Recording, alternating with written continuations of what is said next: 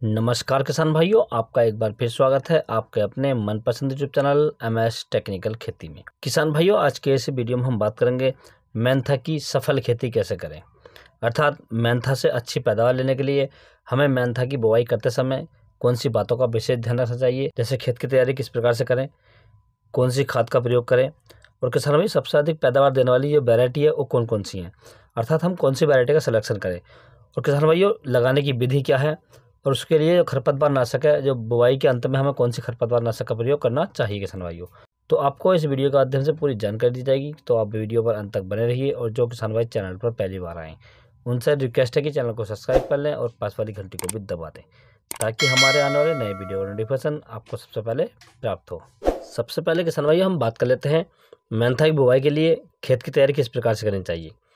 तो खेत की यदि बात करें तो जो हमारी ज़मीन है वो समतल होनी चाहिए, उसमें आप कंप्यूटर मानक लगा लें, क्योंकि मेंथा की फसल में यदि कहीं ज़्यादा पानी भर जाता है तो वहाँ फसल सही से नहीं चलती और कभी कभी फसल सूख जाती है।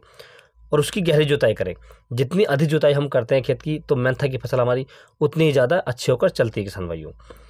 और उसमें यदि हो सके तो गोबर की जो सड़ी गली खाद होती है उसे डाल लें तो ज़्यादा बेहतर रहेगा किसान भाइयों। दूसरा किसान भाइयों बात कर लेते हैं कि हमें जो सबसे अच्छी वैरायटियाँ वो कौन कौन सी लेनी चाहिए। तो आपको जो नंबर 1 की वैरायटी मैं आपको चुनकर बता रहा हूँ किसान भाइयों, जो सबसे ज़्यादा पैदावार देती हैं।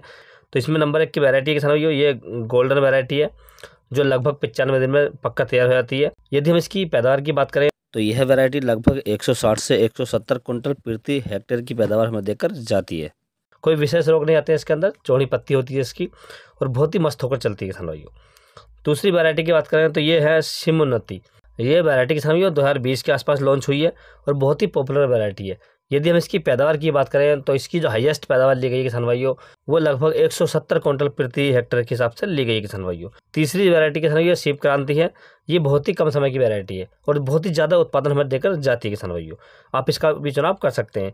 चौथी वैरायटी है किसान भाइयों सिम कोसी। इन चारों वैरायटी में से आप कोई सी भी वैरायटी का यूज कर सकते हैं या चुनाव कर सकते हैं अपनी फसल की बुआई के लिए। अब किसान भाई हम बात कर लेते हैं कि मेंथा की बुआई के समय हमें कौन कौन सी खादों का प्रयोग करना चाहिए।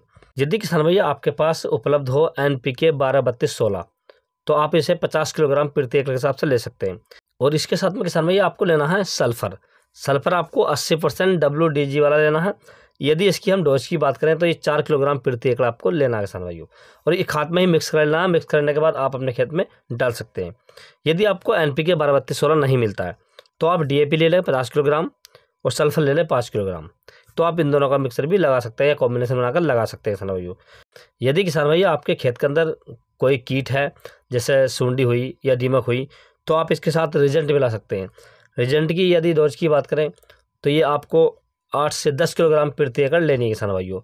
रिजेंट की यदि टेक्निकली की बात करें हम तो इसके अंदर फिप्रोनिल 0.3% GR में आती है किसान भाइयों, तो आप इसका प्रयोग कर सकते हैं। तो इस प्रकार से किसान भाइयों आप खाद और फर्टिलाइजर ले सकते हैं। अब किसान भाई हम बात कर लेते हैं कि हमें लगाने किस प्रकार से है। तो जब किसान भाई आप इसकी बुवाई करें तो आपकी जो ज़मीन है वो ज़्यादा गीली नहीं होनी चाहिए, और जहाँ आप बुवाई करें ज़्यादा गहराई में इसकी बुवाई ना करें। इसकी बुवाई ज़्यादा लागू यदि हम कर देते हैं तो जमने में बहुत ज़्यादा देर लेती है, और दूसरा किसान भाई ये अच्छे से नहीं चलती है। तो इसलिए आप जितनी से ऊपर बोएंगे, लगभग 2 इंच के आसपास ज़मीन में आप बोएंगे इसे, तो ये बहुत अच्छा फटाव करती है किसान भाइयों। तो इस विधि से आप बो सकते हैं, इसे आप बेड पर बो सकते हैं या क्यारी बनाकर भी बो सकते हैं। किसी भी विधि से इसकी बुवाई आप कर सकते हैं किसान भाइयों।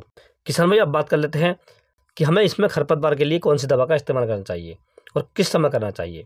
किसान भाई उसे बुवाई करने के बाद में आप जब पहली सिंचाई करें तो पहली सिंचाई करते समय आपको पेंटामेथिलीन 30% डीसी आती है, आपको 1 लीटर प्रति एकड़ के हिसाब से लेनी किसान भाइयों, और अपने जो फसल है उसमें स्प्रे कर देना है या यूरिया वगैरह में मिलाकर बखेर देना है किसान भाइयों।